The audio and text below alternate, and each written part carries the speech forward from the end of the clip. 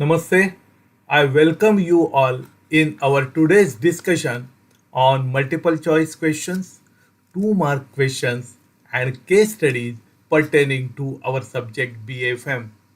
सो discussion start करने के पहले मैं आपसे रिक्वेस्ट करता हूं कि एक बार आप आपका ऑडियो और वीडियो चेक कीजिए ताकि आपको कोई दिक्कत ना हो साइमल्टेनियसली ड्यूरिंग डिस्कशन अगर आपकी कोई क्वेरी हो आपका कोई क्वेश्चन हो तो please make the use of comment box so that हम आपकी क्वेरी तुरंत रिजॉल्व करेंगे so let us start for the discussion लेकिन एज यूजुअल डिस्कशन स्टार्ट करने के पहले मैं आपसे एक रिक्वेस्ट करता हूँ कि हम पहले क्वेश्चन पूरा समझ लेंगे we will try to understand the question first then we will go for the what are the options that are available and then we will have a discussion on solution so that you will understand the question completely and साथ साथ आप conceptually भी clear हो जाएंगे so let us start for our first question a regional bank, it is very important, a regional bank with significant exposure to MSME lending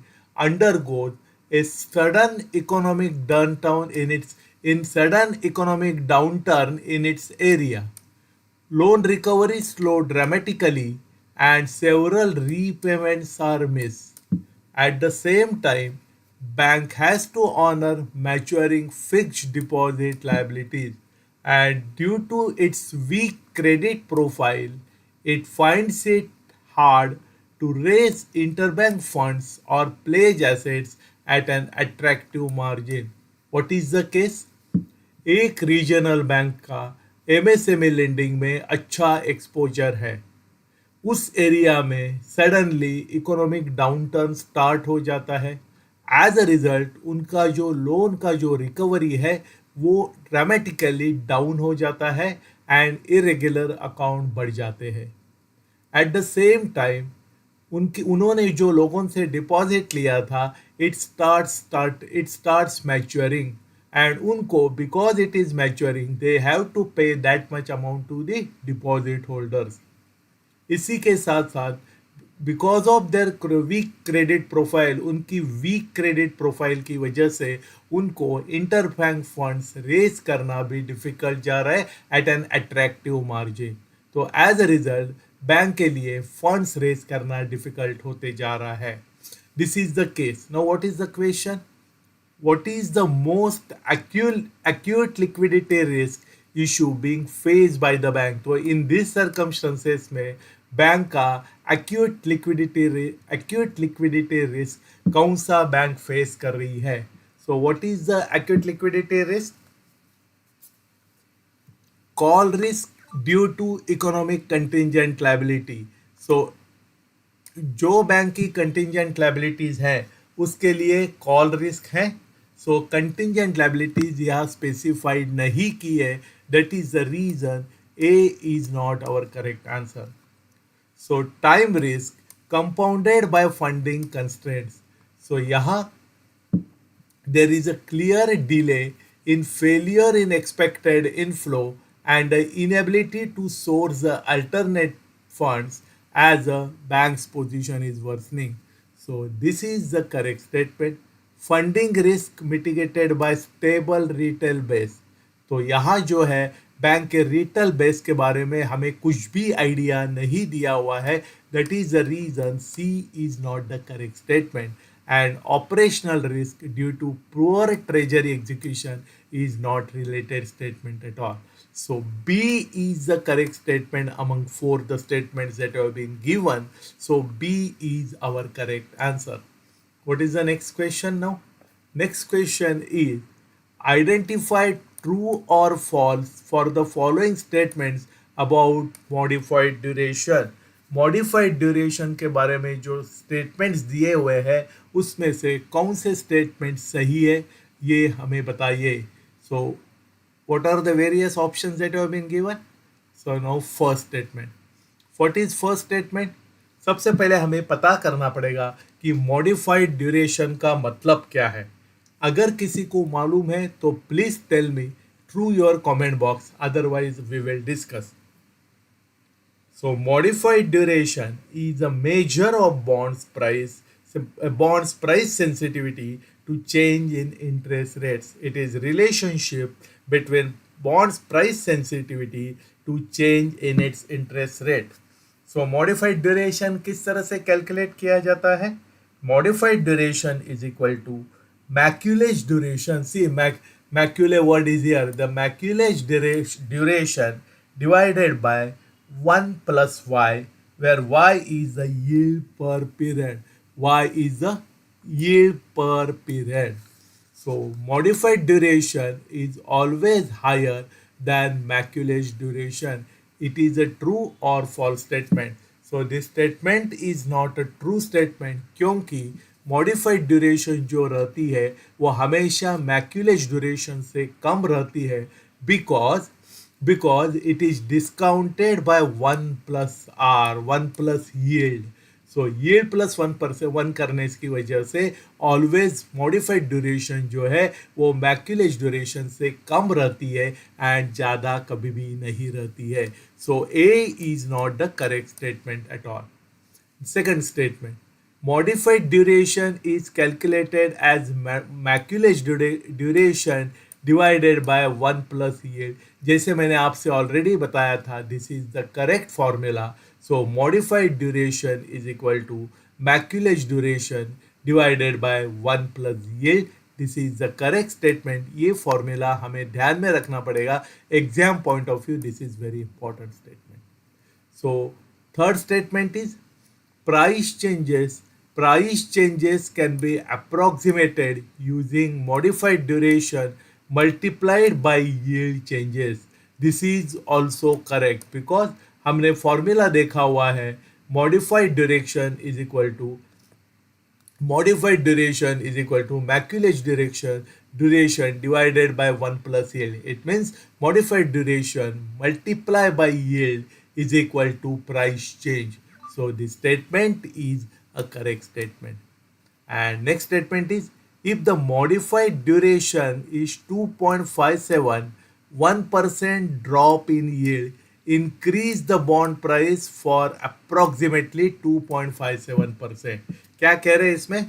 If the modified duration is 2.57, bond का modified duration case जो है उसमें 2.57% अगर modified duration है, उसमें yield में अगर 1% drop हो जाता है तो बॉन्ड प्राइस 2.57% से इंक्रीज हो जाता है. सो हमने प्रीवियस स्लाइड्स में भी डिस्कस किया हुआ है कि whenever there is a drop in yield there is increase in bond price. So this statement is also a correct statement. So in this case my first statement is false statement. So either the first option will be there or third option will be there. But rest of the three are correct or true statements. So A is our first answer is my correct answer. So what is the answer? F T T T T. A is our correct answer for this question. Now let us go for next question. Which of the following statement accurately describes the characteristics of embedded option risk? जो embedded option risk है उसकी characteristics क्या है? It means which statements are correct. So what is the meaning of embedded? यहाँ जो word embedded option risk we know. So what is the meaning of embedded? Embedded का मतलब यही है कि it is a non separable और trading on its own. So independent option risk की क्या कैरेक्टरिस्टिक्स है या एम्बेडेड ऑपरेशन रिस्क की क्या कैरेक्टरिस्टिक्स है? So what is the first statement? It may arise when term deposits are withdrawn prematurely. Correct, because जब भी हम term deposits prematurely withdraw करेंगे तो एम्बेडेड ऑप्शन रिस्क जनरेट हो जाता है, क्रिएट हो जाता है. So A is the correct statement. The magnitude of embedded option risk increases with interest rate stability. This is not the correct statement because volatility की वजह से एम्बेडेड ऑप्शन रिस्क बढ़ जाएगा. अगर इंटरेस्ट रेट स्टेबिलिटी है तो it will not increase. So this statement is not the correct statement. What they are saying? Volatility in interest rate, not stability, increases this risk. Yes, so this statement is not the correct statement. Borrowers repaying loans ahead of schedule, schedule से पहले repay कर रहे हैं, prepay कर रहे हैं. Borrowers repaying loan ahead of schedules can trigger embedded option risk. It is a correct statement because pre payment की वजह से कंपनी का या ऑर्गेनाइजेशन का या बैंक का कैश फ्लो इफेक्ट हो जाएगा, चेंज हो जाएगा. Plus because it is pre payment, जो इंटरेस्ट इनकम जो है this will get reduce. So this is और third statement is a correct statement. And callable bonds can reduce future interest rate outflow for banks during falling rates. This is again the correct statement because जो during falling interest rate के regime में हमेशा bank का outflow कम हो जाता है. Because calling high coupon bonds in falling rate regimes helps bank reprice at lower cost. Because bank high rate of interest वाले कॉल बैक करेंगे and they will issue the new instruments at lower rate of interest. तो इसके लिए they will be able to reduce their cost. So this is also a correct statement. So in this case, मेरा first statement, मेरा third statement and fourth statement जो है, it is accurately describing the characteristics of option risk. So 1, 3 and 4, it means B is the correct answer for our question. What is the next question?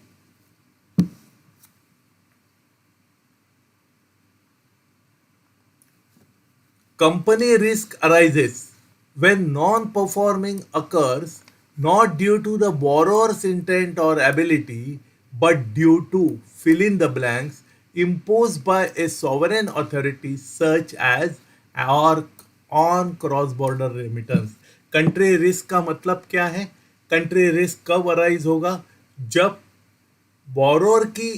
Borrower का intention का कोई issue नहीं होगा, लेकिन दूसरी country जो है उनके यहाँ अगर कोई प्रॉब्लम होगा तो दिक्कत आ जाएगी. This is a country risk. It depends upon the behaviour for that specific country. So now what are the options that are given? Interest rate change, domestic monetary policies, external constraints and commercial disputes. So what should be the correct answer? जैसे मैंने आपको बताया, it is not because of the borrower's intention to not to repay, लेकिन जब कोई external constraints आ जाते हैं, दूसरे देश में कोई अगर प्रॉब्लम हो जाते हैं, then country risk will arise. So country risk arises when non-performance occurs not due to the borrower's intents but due to external constraints impose by sovereign authority. दूसरे देश की अथॉरिटी ने अगर कोई रिस्ट्रिक्शंस इम्पोज किए हुए हैं such as capital control and on cross border remittance. So cross border remittance में अगर कोई रिस्ट्रिक्शंस लगाए हुए हैं या कैपिटल के ऊपर अगर कोई कंट्रोल लगा दिया है दूसरे कंट्री ने, in that case country risk will arise. So C is the correct answer for our question. Next question. Which of the following statements correctly reflect the aspects of climate risk as outlined in the text? So climate risk के बारे में कौन से aspect सही है, कौन से statement सही है? So what is the first statement? Transition risk arises solely from the physical weather disruption. This is not the correct statement. Because transition risk जो है वो पॉलिसी से जनरेट हो जाता है, टेक्नोलॉजी की वजह से चेंज हो जाता है एंड इकोनॉमिक शिफ्टिंग हो जाता है. It is not because of the physical weather disruption that we have to understand. So transition risk arises solely from the policy, technology and economic shifts and not from physical events. So first statement is not the correct statement. Chronic physical risk include gradual environmental change such as sea level rise. Yes, this is the correct statement. Because of change in environment काफ़ी physical risk create हो जाते हैं, establish हो जाते हैं. So B is the correct statement. Climate mitigation policy. Climate mitigation policies may lead to financial devaluation of carbon intensive business. Yes, जो industries carbon intensive businesses हैं उसमें because of this environmental issues उनका value कम होते जा रही है. That problem they are facing. Policies against the high carbon practices can lower asset values or rating. So this is the correct statement. And public sentiment shifts are irrelevant to climate related financial impact is not the correct statement, because public sentiments are very important, very relevant to climate related financial impact. Shift in consumer and investor sentiment can materially impact market and financial system. So my fourth statement is also not the correct statement. So my correct answer is 2 and 3. 2 and 3 are correctly reflecting the aspects of climate risk. So B is the correct answer for our question. B is the correct B is the correct answer for our question. Yes. Next question. Which of the following statements correctly describe the features of future contract? ये जो चार statements में कौन से statements में future contracts के futures के बारे में, स्पेसिफिकेशंस के बारे में डिस्क्राइब किया हुआ है? So what is which one are correct? These are the options that are being given. So now we will start reading all the statements one by one. So futures are traded on exchange and have a standardized size and maturity. This is a correct statement. Futures जो है वो हमेशा exchange पे traded होते हैं and उनको एक standardise approach है, स्टैंडर्डाइज फॉर्मेट में ही इशू ट्रेड किया जाता है. So first statement is the correct statement. Physical delivery is the most common method of settlement in future contracts. There are two methods. One is physical delivery and another is most contracts are closed out by opposite trades. Contract trades करके contract settle किए जाते हैं. So these are the two methods adopted, and among these most of the contracts are settled by executing the reverse contract. So physical delivery is not the most common method. That is the reason we have to give the statement as a not a correct statement, or this is not the future of the future contracts because of the word most. Participant must maintain initial and variable margins with the exchange is the correct statement. Initial margin रखना पड़ेगा, variable margin भी रखना जरूरी है. So third statement is the correct statement.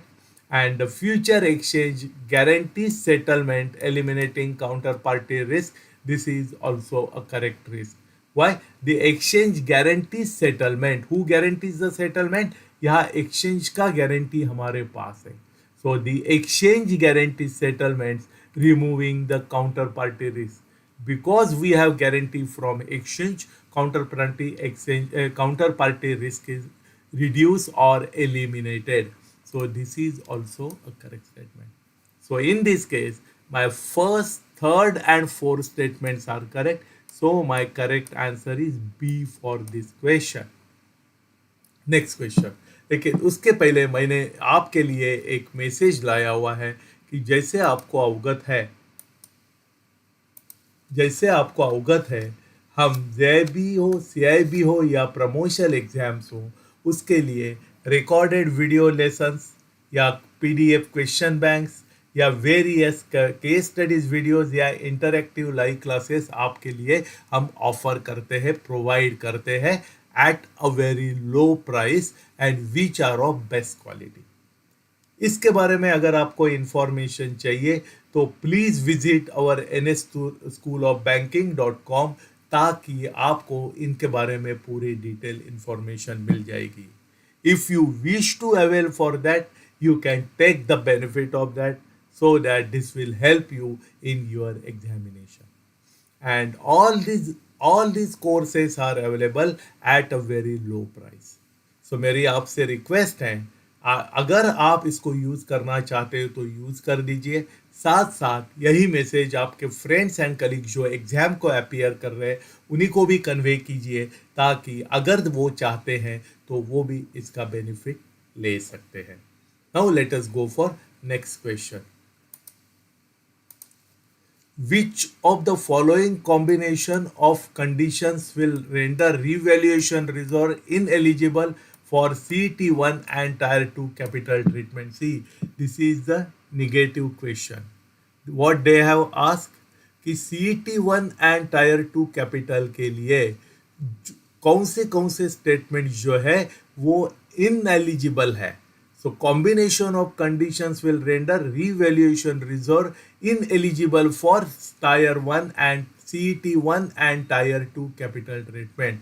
So revaluation reserves के बारे में चार में से कौन से statements eligible नहीं है.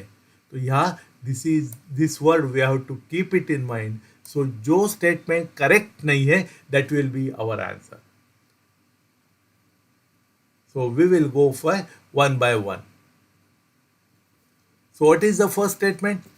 Revaluation reserves are shown under the Schedule 2 and property is freely disposable by the bank. See, this is the correct statement. ये जो statement हमारा है, this is the correct statement. So from this question point of view, this is not the correct statement, क्योंकि this is the eligibility criteria for qualifying the revaluation reserve for CET1 and Tier 2 capital treatment. So because it is a eligible condition, our answer is not correct, suitable for this question. The revaluation is done.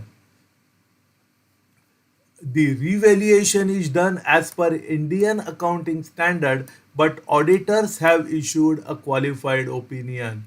To get itself qualified or to become eligible for classification under CET1 and Tier 2 capital, वो जो revaluation जो किया गया है वो Indian accounting system के मुताबिक होना चाहिए, एंड ऑडिटर्स ने उसके ऊपर कोई भी क्वालिफिकेशन नहीं देना चाहिए, कोई भी अपना एडवर्स ओपिनियन नहीं देना चाहिए. लेकिन यहाँ उन्होंने एडवर्स ओपिनियन दिया हुआ है, क्वालिफाइड ओपिनियन दिया है. So that is the reason this statement is not correct. This statement is ineligible for CET1 and Tier 2 capital treatment. So from this question point of view, this statement is correct. Only one valuer provided a property valuation within last 5 years. As per guidelines क्या है, 3 साल में valuation होना जरूरी है, and if it is above the specific amount it is to be taken from 2 valuers. So यहाँ तो 5 साल तक नहीं किया है, इसीलिए they are not eligible. It is ineligible for classifying is under CET1 और Tier 2 capital treatment. So when this statement is ineligible, our answer is correct for this statement. And the revaluation was realistic. यहाँ तो correct है, but RBI guidelines on empanelment of valuer were not followed. उन्होंने क्या किया है कि जो valuer को एम्पैनलमेंट करना था उसके लिए जो RBI की डायरेक्शन है उसको फॉलो नहीं किया है, विच इज अगेन अगर उन्होंने वो गाइडलाइन फॉलो नहीं किया हुआ है then they are not, this valuation is not eligible for considering this under revaluation reserve for CET1 and Tier 2 capital treatment. So again, Mike, this statement is not a correct statement, so it is ineligible for classifying it under revaluation reserve for CET1 and Tier 2 capital treatment. So in this case, my statement 2, my statement 3 and statement 4 are ineligible statement. So correct answer is C for this question. Next question. अभी एक हम case study discuss करेंगे. We will have a discussion on case study. On 2011-23 your exporter customer submits an export bill of USD 4 lakhs drawn on 120 days from shipment date. and shipment date is 20/11/2023, so due on after 120 days, that is on 19/3/24. what is the main transaction? एक export customer ने $4 लाख का export bill हमें submit किया है, विच is payable और which is drawn on 120 days from shipment date. इसका shipment date क्या है? 20/11/23. तो definitely due date will be 4 months from 20/11/23, that is 19/3/24. तो हमें पेमेंट 19 मार्च 2024 को आ जाएगा. Now compute the amount payable to the exporter under the following condition. इसमें हमने एक्सपोर्टर को कौन सी अमाउंट पे करनी है, how much amount we should pay to the customer.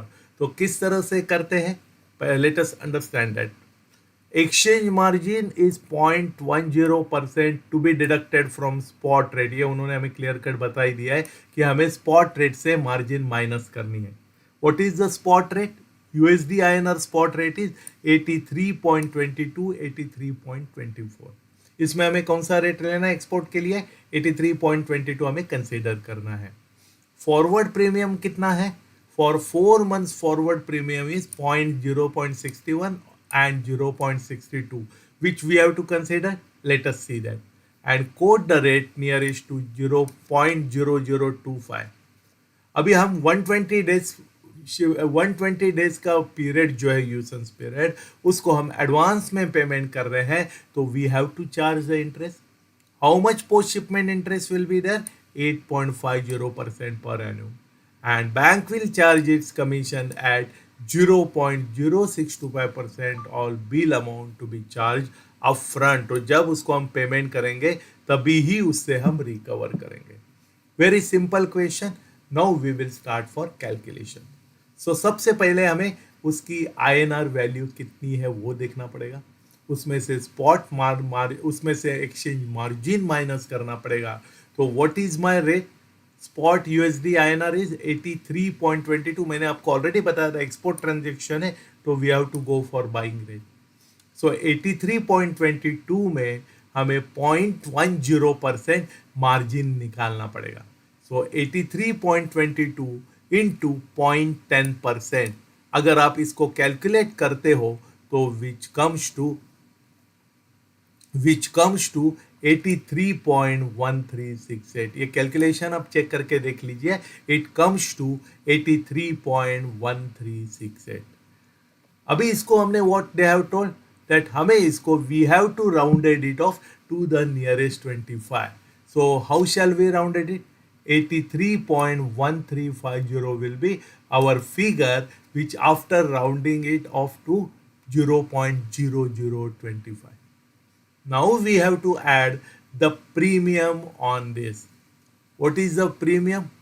Premium is 0.61 forward premium for buying transaction, for export transaction. So we have to add 0.6100. It is 4 months forward premium. So 83.1350 जो हमारा rate आया हुआ है after deducting the margin plus premium for 0.6100, it comes to 83.7450. अभी हमें rate तो मिल गया. We have confirm the rate that this is the rate for per dollar.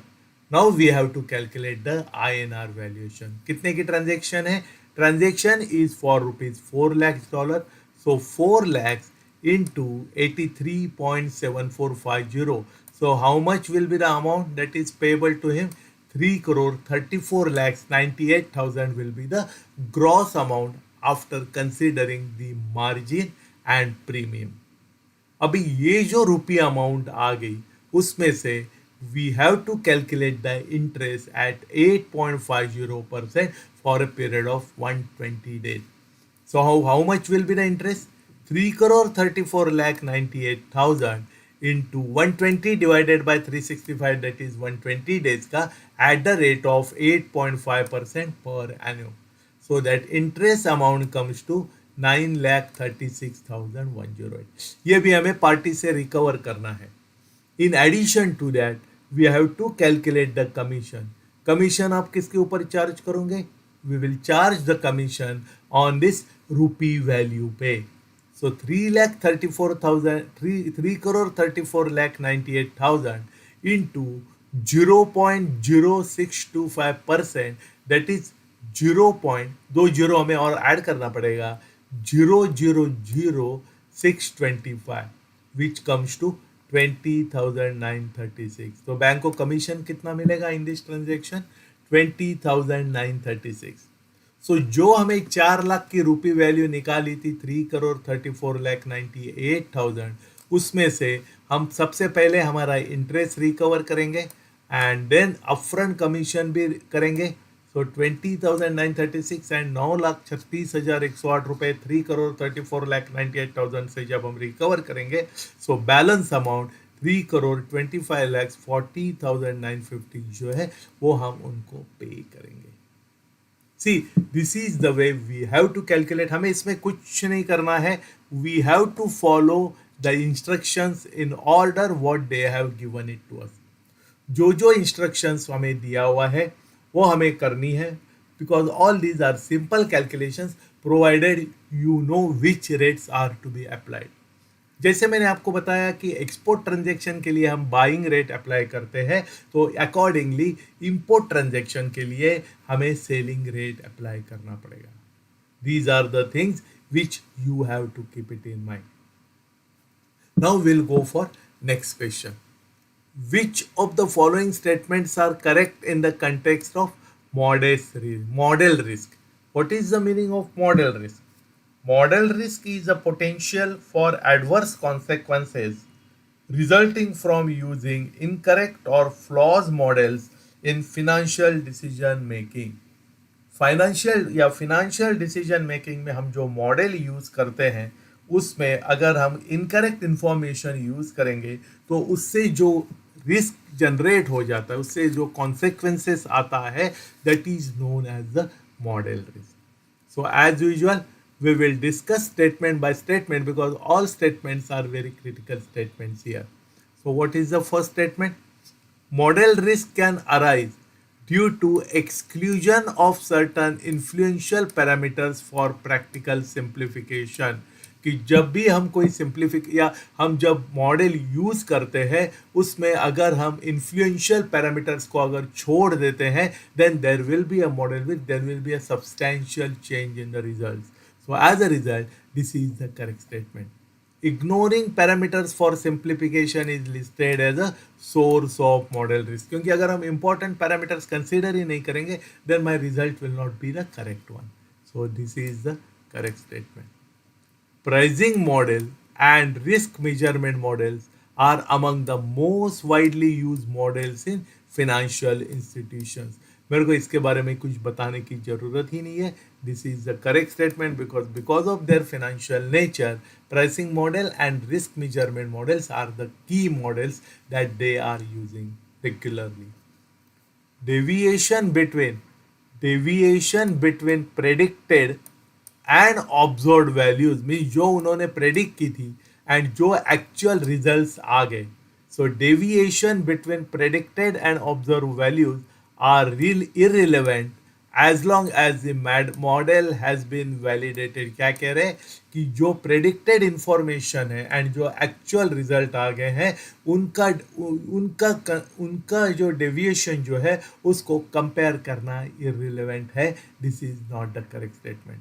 जो भी हमारे डिविएशंस आ गए हैं, so they are the central to model risk and must be monitored so that we can find out the correct answer and why that deviation has happened. So this is again a correct statement. And back testing should be carried out by the same team that designed the model for consistency. जो team ने model बनाया है वही team back testing करेगी ताकि model की consistency हम सही तरह से चेक करेंगे. This is not the correct statement, क्योंकि अगर सेम टीम चेक करेगी तो उनमें दिक्कत आ जाएगी. This is to be done by different teams. So validation must be perform independently of the model design team. दूसरे टीम ने उसको बैक टेस्टिंग करना जरूरी है. So in this case My first, second and third statement are correct and fourth statement, sorry, my third statement is not the correct. ये हमने गलती से कर दिया हुआ है. This is not the correct statement because that we have already discussed you. So first and second statement is the correct statement. So my answer is D here. D is our correct answer for this question. Next question.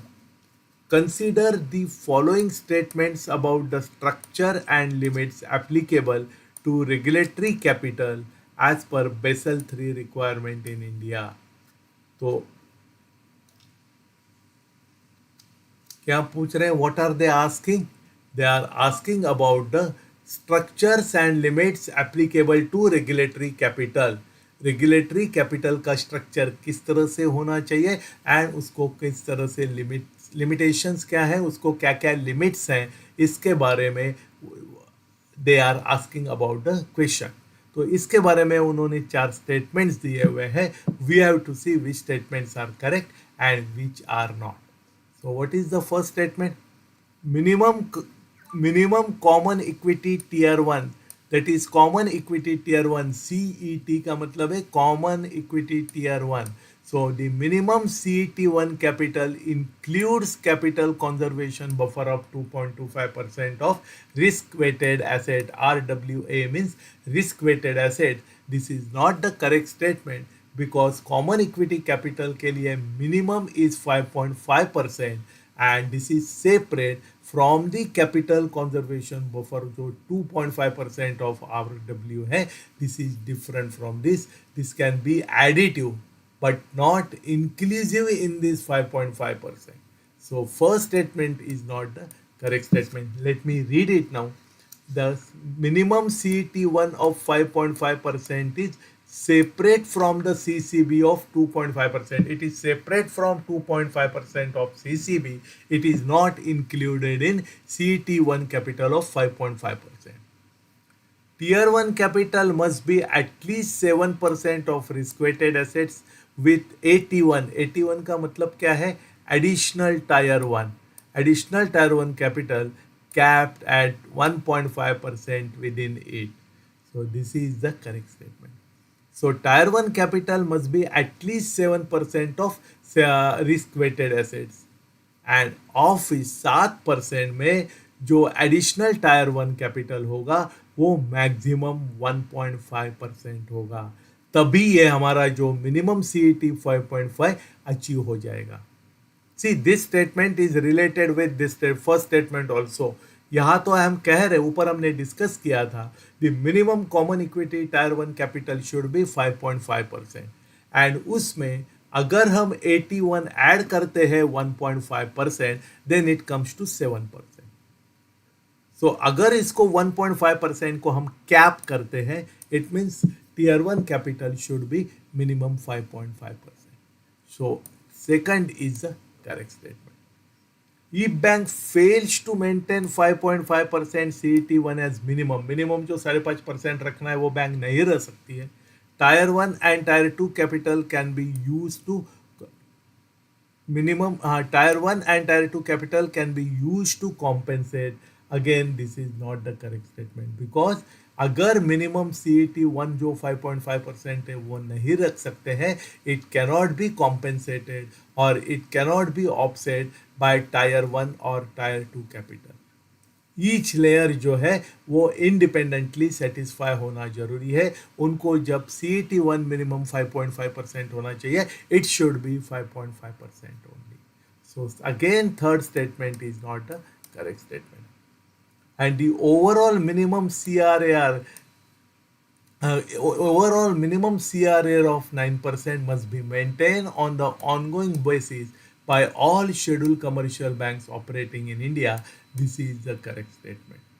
The minimum CRAR of 9% must be maintained. So this is the correct statement.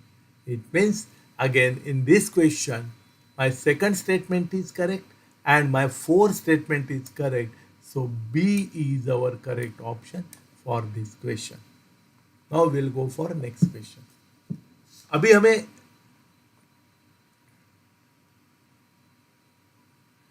अभी हमें reverse calculation करना है. Reverse calculation means this is known as a cross rate. JPY, reverse calculation of JPY amount from INR debit. हमारा एक Orion export करके एक client है, customer है. Orion export is debited with 5,18,40,000 for a JPY remittance. तो अगर मैं Orion exports को 5,18,40,000 डेबिट कर दिया तो उससे मैं कितने JPY रेमिट कर सकूंगा. This is the calculation what we have to do. अब इस तरह से कैसे करेंगे. There is no direct relationship यहाँ दिया हुआ है. They have given us two rates. First is USD INR, that is 1 USD is equal to how many INR?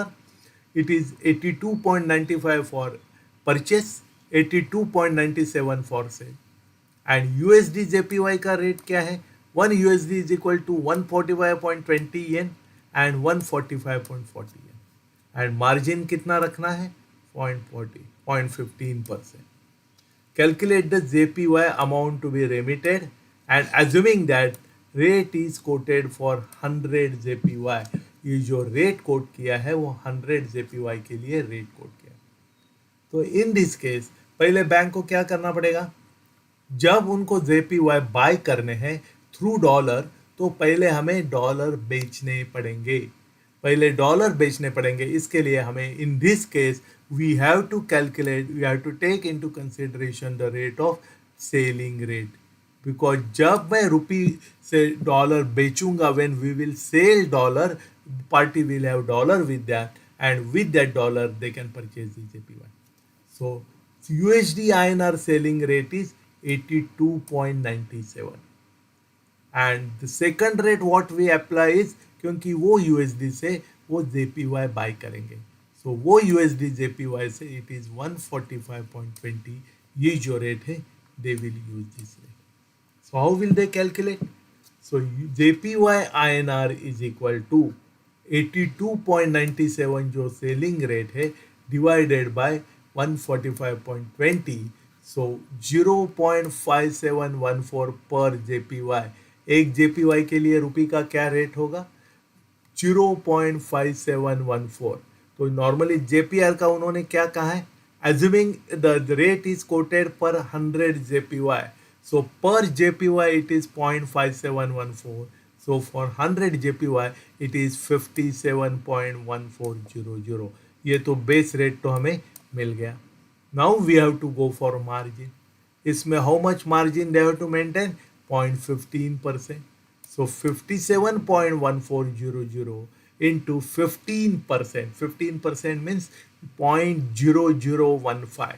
So 57.1400 into margin is equal to 0.0857. कितना मार्जिन आ गया? 0.0857.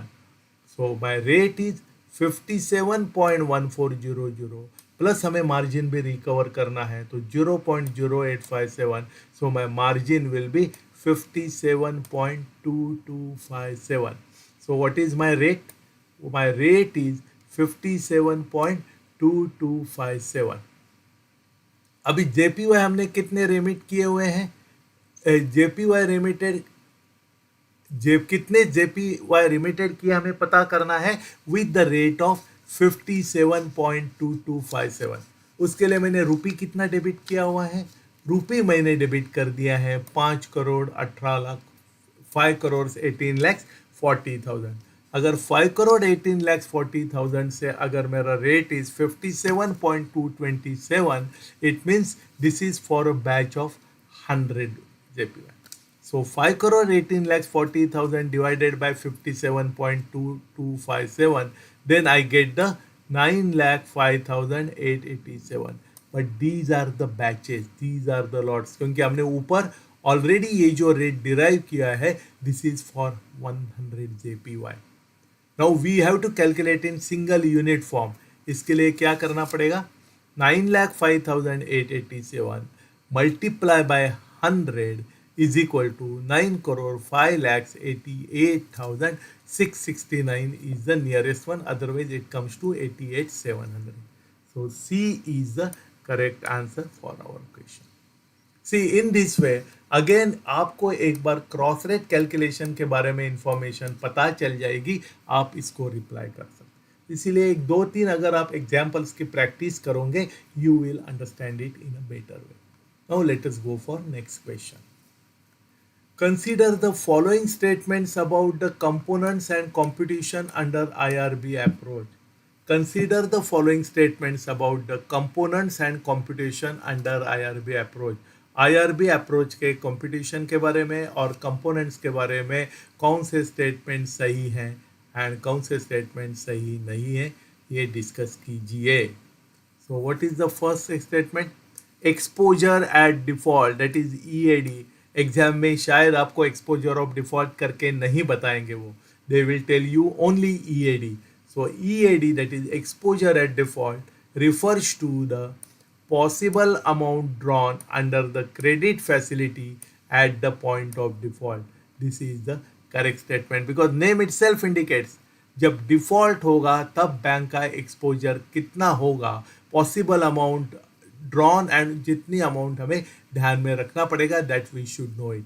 It relates to the likely amount drawn by the borrower at default. So first statement is the correct statement. Maturity is used to measure the borrower's credit worthiness over time. This is not the correct statement क्योंकि maturity का मतलब क्या है, particular asset का remaining life कितना है, when that asset is going to complete its tenure. So maturity is not used to measure the borrower's credit worthiness over time, but it is the remaining life of the exposure or asset. So my second statement is not the correct statement. Loss given default, again name itself indicates loss given default concerns the collateral recoverable in the event of default is the correct statement. Because loss given default indicates that अगर मेरा default हो गया तो मैं कितना amount recover कर पाऊंगा. तो लॉस प्रोपोर्शन आफ्टर फैक्टरिंग इन कोलेट्रल, जो मेरे पास कोलेट्रल है उसको फैक्टरिंग करने के बाद मेरा लॉस कितना होगा. सो again this is the correct statement. And IRB approach permits use of internal rating but requires standard formulas provided by the committee. Again this is the correct statement. कोई भी ऑर्गेनाइजेशन अपने basis पे नहीं कर सकते because the IRB uses the bank supplied data combined with the standardise regulatory formulas. जो standardise formulas दिए हुए हैं वही यूज करना पड़ेगा. So again this is the correct statement.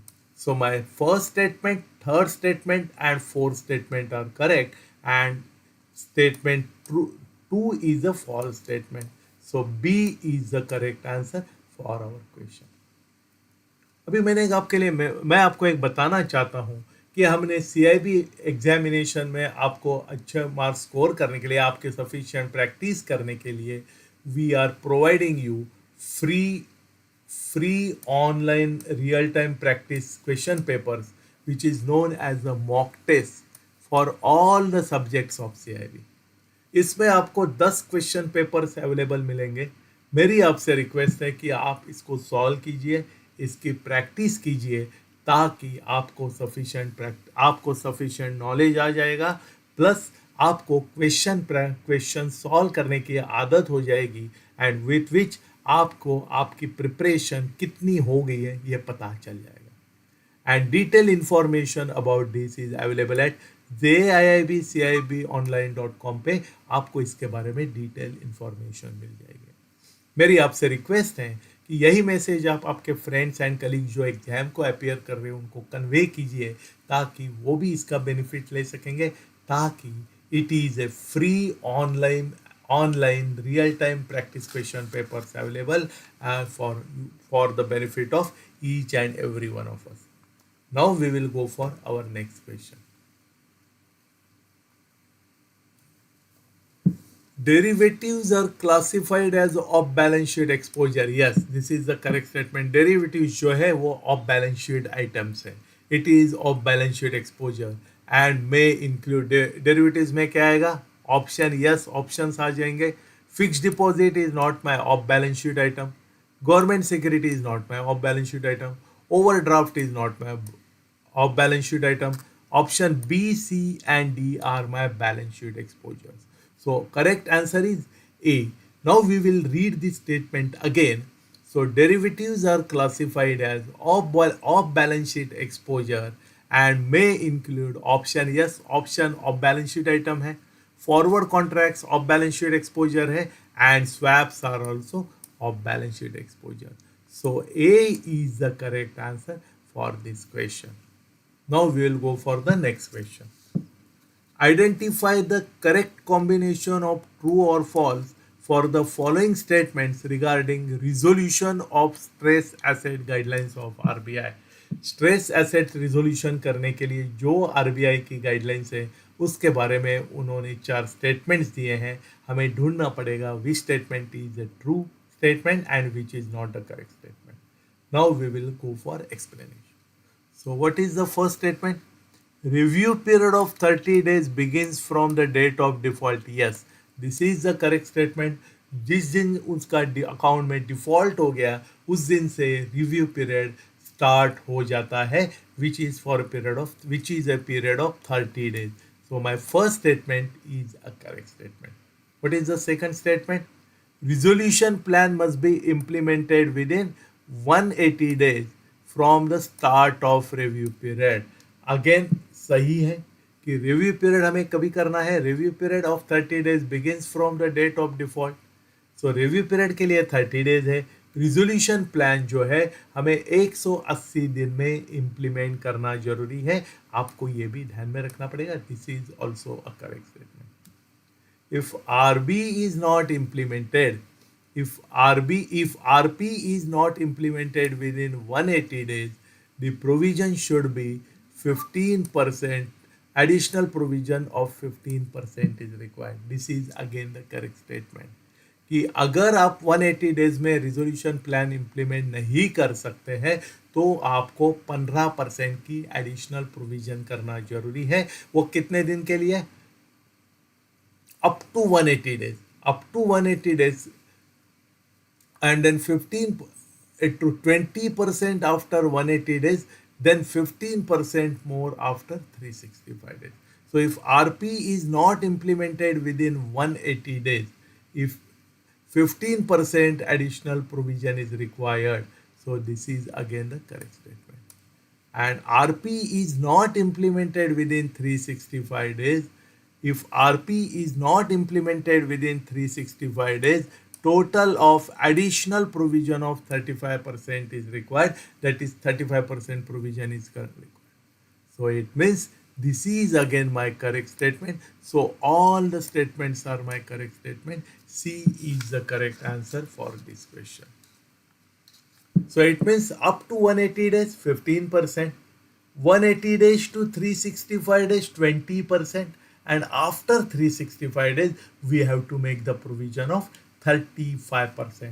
So this question is very important not only from multiple option multiple choice question but for a single small multiple option question के लिए भी all 4 statements are very important because इसमें objective question आपको आ सकता है. Next statement. Bank uses the standardized approach for operational risk.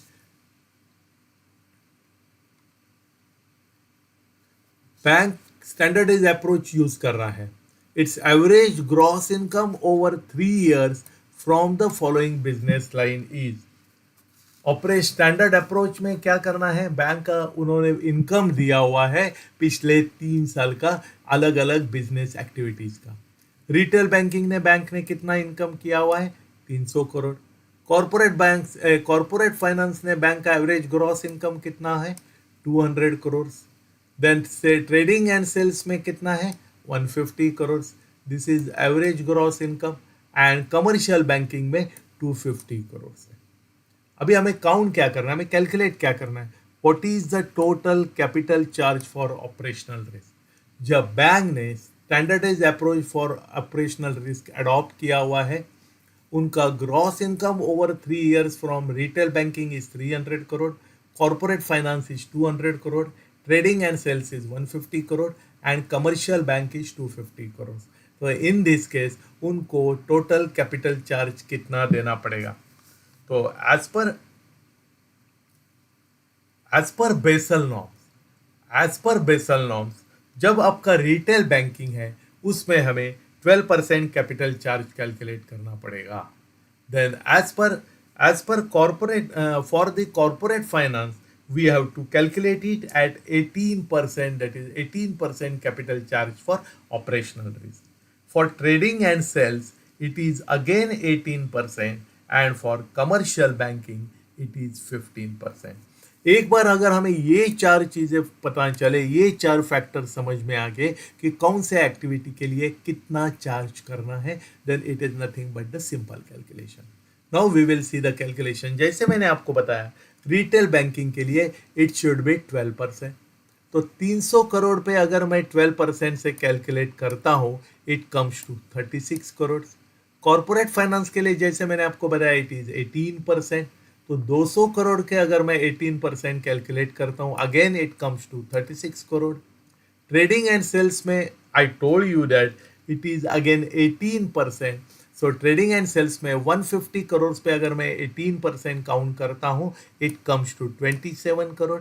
And commercial banking में 15% capital charge for operational risk है. तो 15% on 250 crore it comes to 37.5 crore. Now how will I calculate this? Now 36 crores plus 36 crores plus 27 crores plus 37.5 crores. How much will it be? Then it will be, see, 36 crores plus 36 crores plus 27 crores plus 37.5 crores, it is 1.111.5 crores. So what is our answer? C is our answer for it. Is very simple calculations provided you know how much capital charge is applicable for different types of activities. That you have to keep it in mind. Please keep these figures in your mind so that you can reply it comfortably and you can secure 100% marks in this. Now, what is the primary role of supervisory review process under Pillar 2 within Basel 3 as defined in guidelines? क्या कह रहे हैं? जो supervisory review process जो है उसका primary role क्या है? अभी सुपरवाइजरी रिव्यू प्रोसेस कहाँ बताया उन्होंने? बेसल 3 में पिलर 2 में सुपरवाइजरी रिव्यू प्रोसेस के बारे में उन्होंने बताया है. उन्होंने that concept is discussed in pillar 2 within Basel 3. So for SRP, for supervisory review process, what is their primary role? So first is to enforce a standardized capital requirement across institutions is not the correct. SRP supplements pillar 1, but it does not enforce uniformity across all the banks. So this is not the correct statement. Next one is to eliminate risk not quantified under pillar 1 capital, ताकि अगर pillar 1 capital में अगर कोई risk उन्होंने quantify नहीं किया है, कोई रिस्क अगर वो काउंट नहीं कर पाते, क्वांटिफाई नहीं कर पाते हैं, उसके लिए that factor they are considering in SRP process under pillar 2. So this is, but it does not eliminate risk but ensures that they are assessed and capitalized. So again, to eliminate risk not quantified. So again, this is not the correct statement. To ensure that banks evaluate and hold adequate capital for all risks, including those not fully covered under Pillar 1 is the correct statement.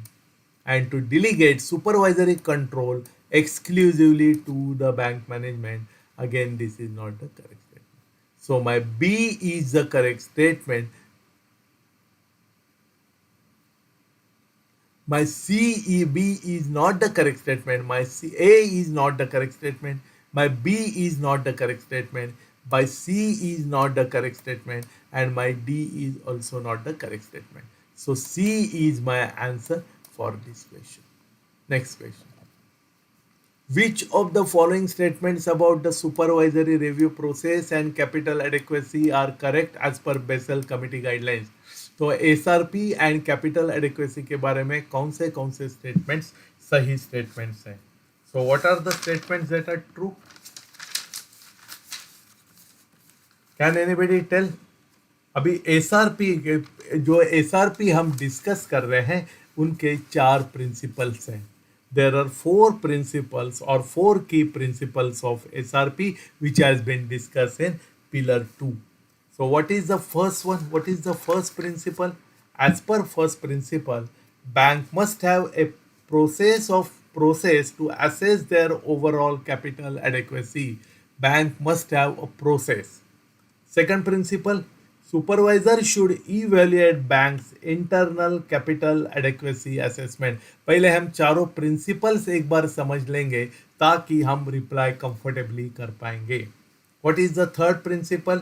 Supervisor should expect banks to operate above the minimum capital ratio. Supervisor क्या expect कर रहे हैं कि banks जो minimum capital ratio जो prescribe किया है उससे ज़्यादा पोजीशन पे काम करेंगे.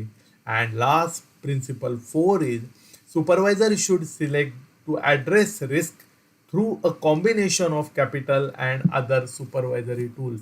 So supervisor क्या करेंगे? He will make the various tools that are available to him so that he can address the various risks that are being faced. अभी हमने चारों प्रिंसिपल तो डिस्कस कर दिए. Now we will go by one statement. Principle 3 allows supervisors to mandate banks to hold capital above the minimum regulatory level. So why it is what we told about there? So principle third principle, supervisors should expect banks to operate above the minimum capital level. So supervisors to mandate the banks to hold the capital above the minimum regulatory level is the correct statement. What about the principle 4 what we have discussed? Supervisor should seek to address risk through a combination of capital and other supervisory tools. So principle 4 includes the supervisory intervention to address undercapitalization. So the principle 4 deals with early intervention and requires remedial action when the capital is insufficient. जैसे मैंने आपको already बताया कि supervisor immediately he should address the issues immediately. So second statement is also a correct statement.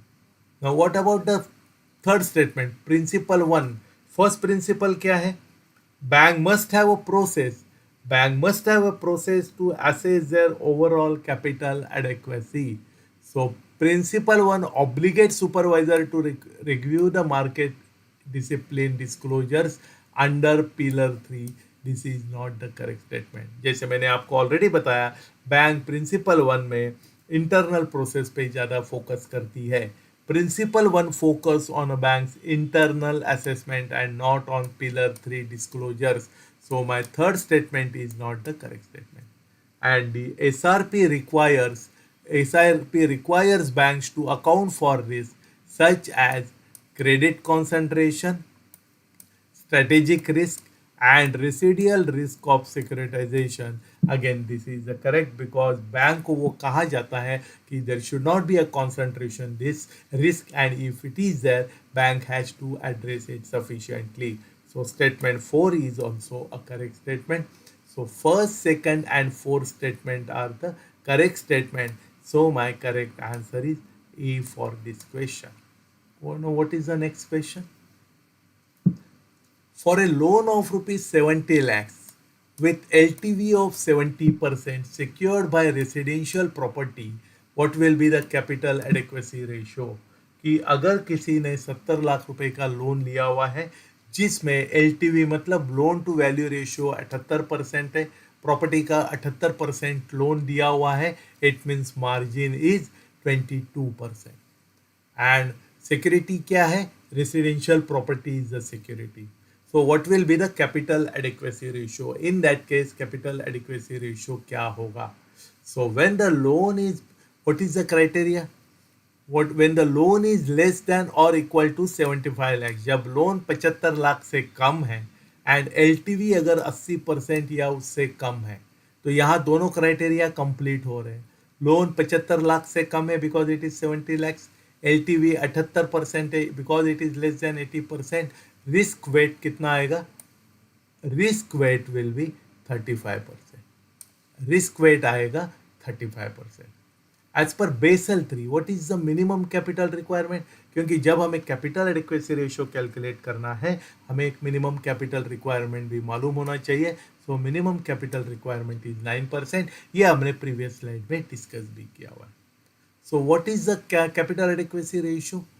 35% into 9%, जो हमारा risk weight 35% है उसका 9%, it comes to 3.15% will be my minimum capital, will be my capital adequacy ratio. अभी 3.15 is my minimum capital adequacy ratio. So C is the correct answer.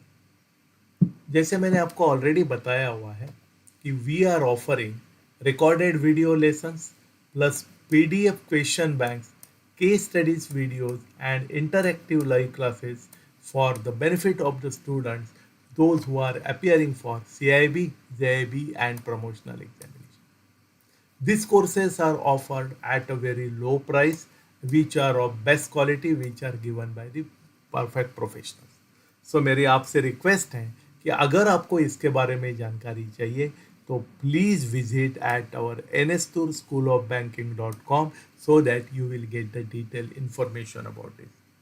मेरे आपसे ये भी request है कि यही मैसेज आप आपके फ्रेंड्स जो एग्जाम को अपीयर कर रहे हैं उन्हीं को भी कन्वे कर दीजिए ताकि वो भी इसका बेनिफिट ले सकते हैं. Now let us go for our next question. Now we have to calculate again the rate. Again it is a cross rate. If USD CHF francs, Chinese francs, if USD CHF is 0.9150 is buying rate and 0.9160 is a selling rate, and USD INR is 74.95 and 74.96, what is the cross rate for CHF INR buying rate? तो CHF INR buying rate हम किस तरह से calculate करेंगे? Will see the calculation. जब ये principal हमने previous sessions में भी डिस्कस किए थे. When we calculate cross rates, when the numerators are basic principle आप ध्यान में रख दीजिए. When numerators are different multiplication is to be done. When numerators are different, यहाँ न्यूमरेटर्स क्या है? USD इज माई न्यूमरेटर, यहाँ again USD is my numerator, CHF is my denominator, INR is my denominator. So what is our principle? When numerator is different, multiply. When numerator is same, divide. So in this case, my numerator is same. So USD. So my numerator is same. We have to follow the principle of division. So यहाँ में rate लेना कौन सा है? लेकिन यहाँ जो rate लेना है सो USD CHF USD INR का, क्योंकि पहले हम USD INR का ट्रांजैक्शन पहले हम कंसीडर करेंगे because we have to do the buying transaction. They have ask for the CHF buying rate. तो दैट इज द रीजन सबसे पहले हमें USD INR का बाइंग रेट कंसीडर करना पड़ेगा. What is this? This is 74.95, whichever is lower. 74.95 divided by USD CHF selling rate, that is 0.9160, which comes to 81.8231. They have not given any other information, so our correct answer is 81.8231 will be our correct answer. So B is the correct answer for this question. Now we will go for the next question. A bond with remaining maturity period of 5 years is presently yielding 6% and its modified duration is 5%. What is the maculate duration? Bond जो है, bond का remaining maturity period जो है 5 साल है. And जब 5 साल का रिमेनिंग मैच्योरिटी पीरियड के जो बॉन्ड्स है दे आर यील्डिंग 6% रिटर्न. अगर उनका मॉडिफाइड ड्यूरेशन 5% से अगर उनका ड्यूरेशन 5% से मॉडिफाइड हो जाता है, if its modified duration is 5%, Macaulay duration कितना होगा? सो मैक्यूलेज ड्यूरेशन का फॉर्मूला हमने ऑलरेडी डिस्कस किया इन प्रीवियस स्लाइड में. We have discuss the formula for modified duration. So modified duration is equal to what formula we have calculated? Modified duration is equal to maculage duration divided by 1 plus n. Now we can calculate here in different way. Maculage duration is equal to modified duration into 1 plus year. So what is the modified duration here? Modified duration is 5. Then what is the yield they are expecting? 6%. It means it is 0.06. So maculage duration is equal to modified duration is 5 into 1 plus yield. 1 plus how much is the yield? Yield is 6%. It means 0.06. So 5 into 1.06 is equal to 5.3 years will be the maculage duration in this case. So 5.30 is the correct answer. C is the answer for our question. What is the next question? Net interest position risk. इसके बारे में अभी हमें discuss करना है. A bank has 800 crores in earning assets and 700 crores in interest bearing liabilities. In layman's language में bank के पास 800 करोड़ के एडवांसेस है, 700 करोड़ की इंटरेस्ट बेरिंग लाइबिलिटीज है. ये जो 800 करोड़ के एसेट्स हैं उसके ऊपर बैंक को 8% रिटर्न मिल रहा है एंड 700 करोड़ की जो लाइबिलिटी है उसमें बैंक को 5% पे करने पड़ते हैं. So in this case, normal circumstances में what is the interest net interest margin? 3%. If market rate fails by 1% across both assets and liabilities, market rate अगर 1% दोनों में कम हो जाता है, it means asset 7% में आएगा, liability will be available at 4%. What is the net interest income? Net in that case, net interest income कितना होगा? Now how will I calculate? See, asset income कितना है?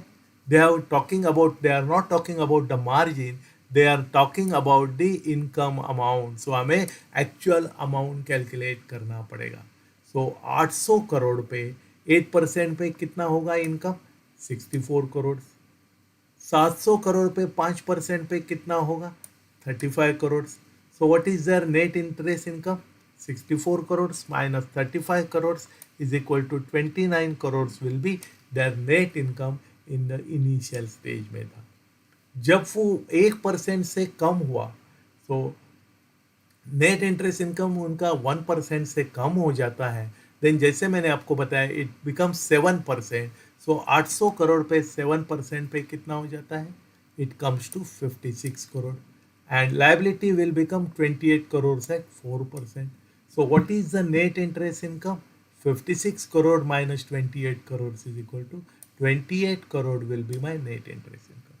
तो एक्चुअली इनिशियल स्टेज में हमारा net interest income कितना था? 29 crore. Now how much will we earn? We will earn 28 crore against 29 crore. तो because of this change in rate of interest by 1%, हमारा नुकसान कितना होगा? Net interest income will be reduce by 1 crore. Net interest income will decrease by 1 crore. So B is the correct answer for our question. Identify the correct combination of true and false for the following statement regarding fraud provisioning.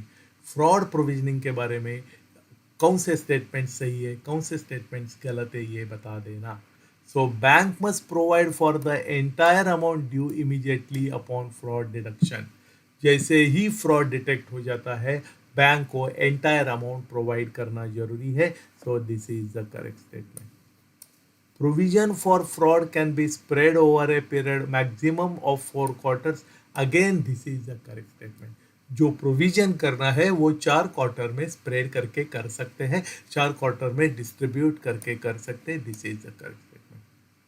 RBI approval is mandatory to spread provisioning over multiple quarters. RBI की approval mandatory नहीं है. सो this is not the mandatory approval. RBI approval is not mandatory. So this statement is not the correct statement. And bank must disclose the number of frauds and amount involve annually. Again this is the correct statement. Bank को disclose करना जरूरी है, inform करना जरूरी है. So this statement is the correct statement. So 1, 2 and 4 are my correct statement. So first statement is correct, second statement is correct and fourth statement is correct and third statement is a false statement. So A is my correct answer for this question. What is the next question? Basel II guidelines on pillar 3. As per Basel 3, assess the following statements. So pillar 3 के लिए जो guidelines है, कौन सी guidelines सही है, ये बताइए। First statement, disclosure must be made available only at annual reports. नहीं, this is not the correct statement. Pillar 3 के बारे में जो हमें डिस्क्लोजर्स करने हैं वो हमें क्वार्टरली बेसिस पे करना है। So disclosures can be on the bank's website and not limited to annual reports. And वो खाली एनुअल रिपोर्ट्स में नहीं आनी चाहिए, बैंक अपने वेबसाइट पे भी उसको डिस्क्लोज करे। So first statement is not the correct statement. So what about the second statement? Bank can direct users to their website in case disclosures are not in financial statements. अगर bank ने अपने financial statements में उसको अगर disclose नहीं किए, इन that case bank लोगों को ये बता दे कि वो अपने वेबसाइट से इसको रेफर करे, that is permitted, that is allowed. What is the next statement? Capital instrument disclosures must be updated only at financial year end. So again, this is not the correct statement. So whenever any changes are happening, immediately it is to be informed or it is to be updated. So disclosure must be updated immediately upon changes in capital instrument. So 3 is not the third statement is not the correct statement. And disclosure should be synchronized with financial results publication. Again, it is a correct statement. So this statement is a correct statement. So my statement number 2 and my statement number 4 are correct statement, and first and third statement are wrong. So first statement is correct, first statement is false, second statement is true, third statement is false, and fourth statement is true. So B is the correct answer for our question. Next question. A bank funds rupees 5 crore asset price at 364 treasury bill yield 6.8% using liabilities benchmark to 91 days yield at 6.2%. I am reading it again. A bank funds rupees 5 crore asset price 364 treasury bill which is yielding at 6.8%. So bank के 5 करोड़ जो funds है उसमें 364 days का treasury bill जो asset price है वो 6.8%, where liability benchmark 91 days के लिए कितना है 6.2%। इसका मतलब बैंक का एसेट कितने पीरियड के लिए है 364 डेज के लिए, वेयर दैट फंडिंग जो 5 करोड़ की है that is done through 91 days liability side which is at 6.2%. So what will happen? After every 91 days, they have to take into consideration the revised rate of interest. So after 91 days, after 3 months, the 91 days rate rises to 7.2% and 364 days moves to 7.4%. What is the reduction in spread for the next 3 months period? For first 3 months के लिए क्या situation था, asset पे bank को 6.8% मिल रहा था, liability को कितना पे कर रहे थे, they have to pay at 6.2%। इसका मतलब they were net gaining was 0.6%। लेकिन आफ्टर 3 मंथ्स क्या सिचुएशन हो गया, it is increase to liability is increased to 7.2% and asset is increased to 7.4%. It means उनका नेट इंटरेस्ट इनकम कितना हुआ या न्यू स्प्रेड कितना हो गया 7.4% माइनस 7.2%, दैट इज 0.2% उनका स्प्रेड हुआ for second quarter, second 91 days period. So यही उनको चाहिए। So what is the reduction in spread? तो पहले फर्स्ट क्वार्टर में कितना था 0.6% था, सेकंड क्वार्टर में इट वॉज 0.2%, तो नेट रिडक्शन कितना हुआ 0.4%.